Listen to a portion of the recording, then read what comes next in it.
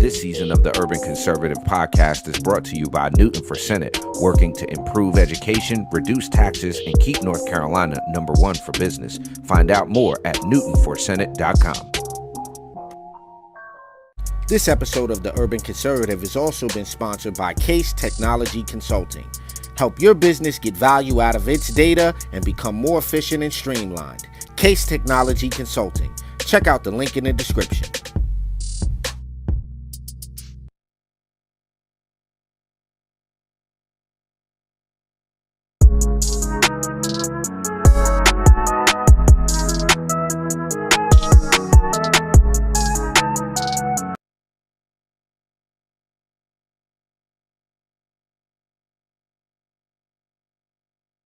Just because you're black doesn't mean you have to vote Democrat. This year, in order to see benefits for our communities, we need to vote outside the box. Find out more by visiting us at tuconservative.com. All right, ladies and gentlemen, it is a Saturday morning. It is top of the morning, a very special Saturday edition of the show. Glad that you can join us on a Saturday. I got to give a big shout out to my twin brother, Raheem, Architect Soto. It has been a good week. We had a great show yesterday, good top of the morning on Friday. We talked about a lot of stuff, but something just came out that I think it's important for y'all to hear about. We've talked on this show a couple of times about the sister Misha Maynor that left the Democrat Party. We're going to be talking today about the mayor of Dallas. So y'all don't go nowhere. Give us a like, share, follow, subscribe. The show's going to start in just about a minute. We'll be right back here on top of the morning. Don't go anywhere. Be right back.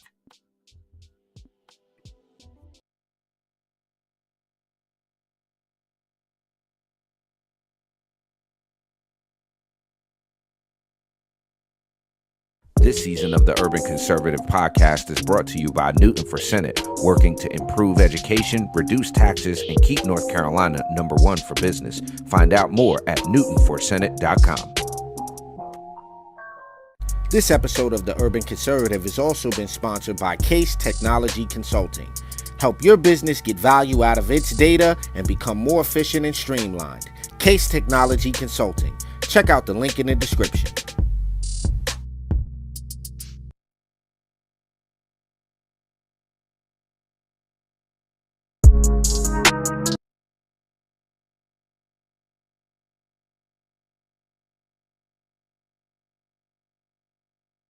Episode of Top of the Morning is brought to you by Edward Jones financial advisor Kelly Harmon, providing you with well-researched guidance backed by Edward Jones' extensive team and technology that help you prepare for retirement, children's education, or other financial goals. Call 252-473-1006 or visit the link on the screen.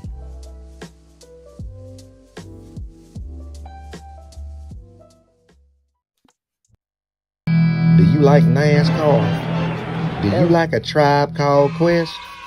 Well, you gonna love the Urban Conservative.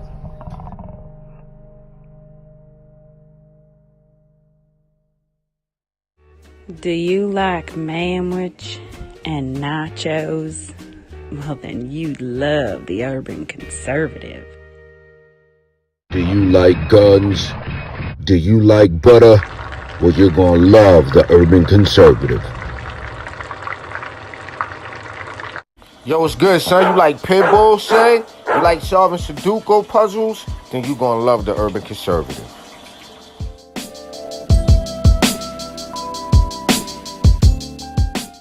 Hey, buddy, if your car making a sound like this,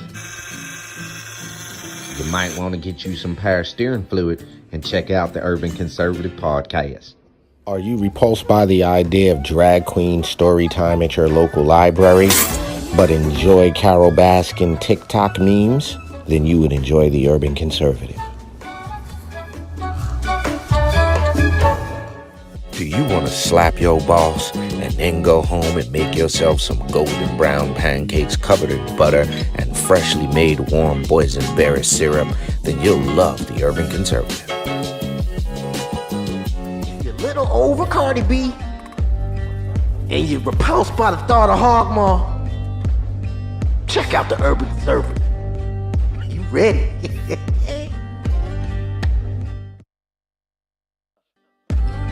If you think the earth is flat and always on that weird side of YouTube, check out the Urban Conservative. They'll set you straight.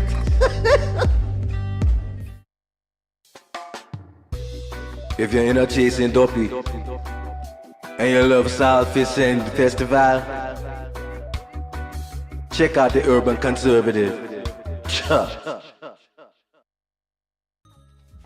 right, ladies and gentlemen, you're back. Top of the morning, special Saturday edition here on the Urban Conservative. If you haven't done so already, we need you to visit tuconservative.com. Grab yourself a membership. That way you can help us continue our mission, which is to share conservative values and principles and the benefits of conservative policies to urban communities across this great, wonderful, and amazing nation of ours. Hope you're enjoying your Saturday so far. This is special.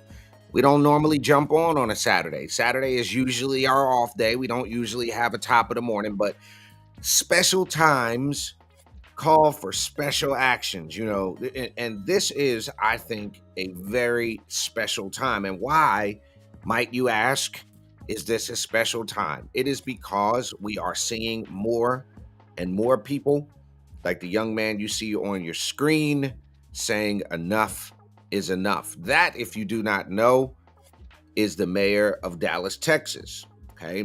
Now, the mayor of Dallas, Texas is a longtime Democrat. He was a longtime Democrat. Okay.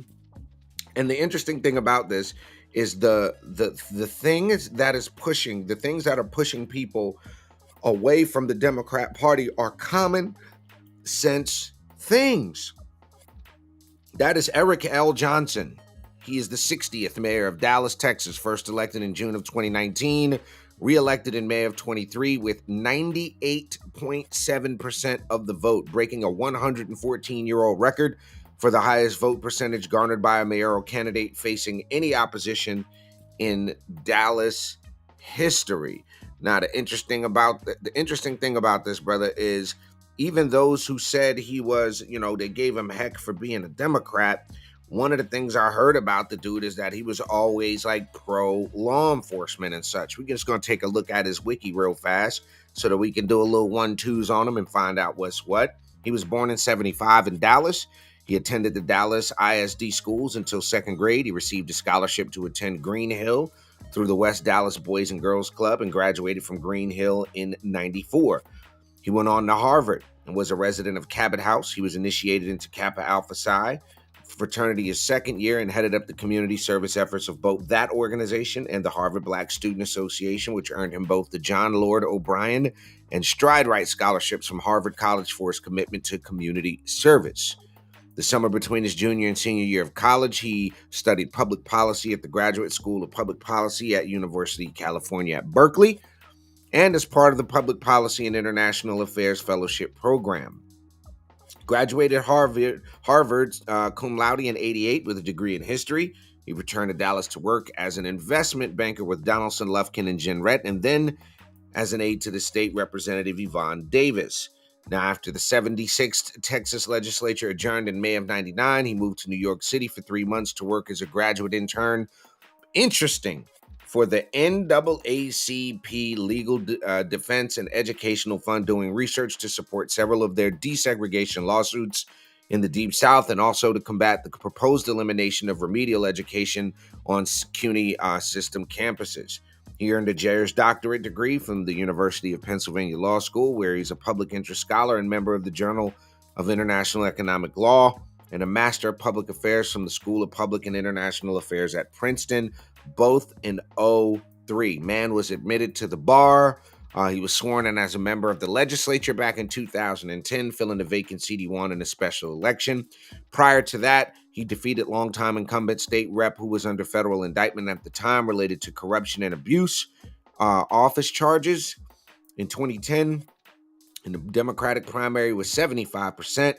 He was reelected in November elections of 10, 12, 14, 16, and 18. So he knows exactly how a legislature is supposed to work. Now, the interesting thing about this is you would think after doing all of that stuff right? You would think, having all of that knowledge, the Democrats in Texas would understand that they're not dealing with a dummy. You would think, that they would want to basically I don't want to say coddle the guy, right? You don't want to coddle anybody, but simultaneously, you also want to make sure that you're not pissing off a guy who can literally blow your whole situation like this dude has. So after refusing a tax hike, he leaves the Democratic Party to join the GOP. Now, this is an interesting thing. He tried to convince the Dallas City Council to cut spending and taxes in its new budget. The mayor of Dallas switched to become a Republican. This is on Wednesday. The city council approved its 23-24 city budget, and the mayor, Eric Johnson, voted against it. He sought to ensure the budget kept a no new revenue property tax rate of roughly 68.13 cents per $100 valuation. The city council passed a $4.6 billion budget, including a property tax rate of 73.93 cents per $100 valuation. So they want to tax the people who could barely afford to live now because of this Biden inflation. In an environment of such economic uncertainty for our residents and businesses, with inflation and interest rates being where they are, I simply could not vote for a budget that is the largest in the history of the city and that is paid for by raising taxes on residents and businesses, he said Wednesday, explaining his decision to go against his fellow Democrats. It's not simply a case that we could not have significantly reduced the size of this budget and cut taxes without drastically cutting essential services, contradicting the claims made by proponents to increase taxes. He also said it is preposterous to suggest that our city government could not, by being more efficient, deliver essential services next year using the same amount of tax revenue collected from the residents and businesses just a year ago. Now, before becoming the 60th mayor, he served in the House. During his 4 years, he sought to lower taxes and create a friendlier business climate. On Friday, he announced that he had joined the GOP. He said he had no intention of changing my approach to my job, but by changing his affiliation next spring, he will be voting in the Republican primary. When my career in elected office ends in 2027 on the inauguration of my successor as mayor, I will leave office as a Republican. Now, this is an interesting dynamic because this now becomes another major city where you have a prominent Democrat leaving the GOP. We saw this happening with Representative Misha Maynor down in Georgia. Now, what's leading this? What's behind this? Like I said before, I think it's really people, especially Black elected officials, are starting to see that the common sense that we talk about on the right, that the narrative that the Republicans on the right are all racist, they don't care about Black folk, they want to stop Black people from voting, they don't want to, provide for minority communities, all that mess, they're starting to see through it.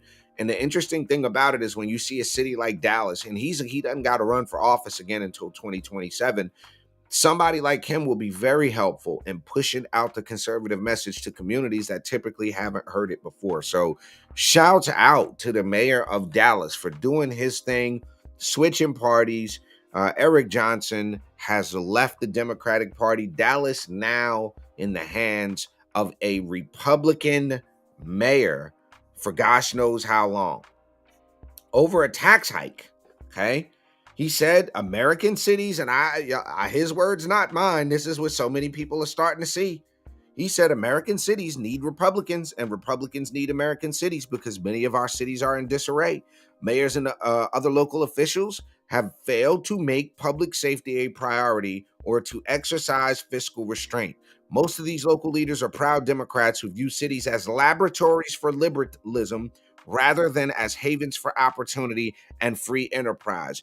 I'm using that going forward. To a lot of Democrats, these are laboratories for liberalism. How far can we push our defund the police agenda? How far can we push the LGBTQ agenda on children? How far can we push CRT in the classroom? How far can we push a no cash bail or reduced bail system? How far can we go with this affirmative action stuff and basically DEI? How far can we go? And I think he's absolutely right that the left is looking at our major cities as laboratories for their liberalism. But on the other side, I think he's also correct in that Republicans have to win in major cities. We have to start fighting in our urban areas. And I think seeing a change like this from the Dallas mayor will be very helpful in that regard. But ladies and gentlemen, there you have it. The mayor of Dallas has indeed went from Democrat to Republican. Glad to have him on the right side of the aisle. We will see you guys live and direct on Monday morning for Top of the Morning. This was just a special edition because it is a newly released story that the mayor of Dallas has gone from Democrat to Republican. Dallas now the largest major city with a Republican mayor. Again, y'all have a good weekend. Top of the morning to you. We will see you guys live and direct Monday right here on the Urban Conservative. Y'all don't go nowhere. Give us that like, share, follow, subscribe. Peace. Episode of Top of the Morning is brought to you by Edward Jones financial advisor Kelly Harmon, providing you with well-researched guidance backed by Edward Jones' extensive team and technology that help you prepare for retirement, children's education, or other financial goals. Call 252-473-1006 or visit the link on the screen.